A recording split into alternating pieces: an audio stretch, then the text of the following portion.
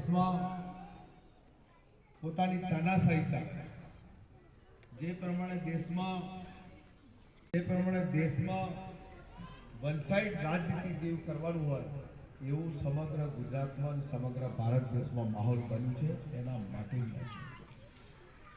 તમે તો ખૂબ બુદ્ધિશાળી છો, સમજદાર છો, વેપારી પણ છો, તમને બધી ખબર છે શું રિયલાઇઝ છે, શું હકીકત છે, જમીન ઉપર શું છે, જે સ્થિતિ છે એ સ્થિતિ શું છે આપ સૌને જાણીતા છો અને જાણો છો।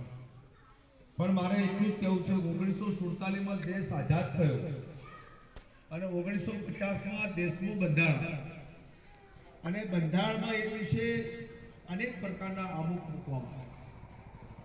જ્યારે બાબા સાહેબ આંબેડકરે, જવાહરલાલ નહેરુ, મહાત્મા ગાંધી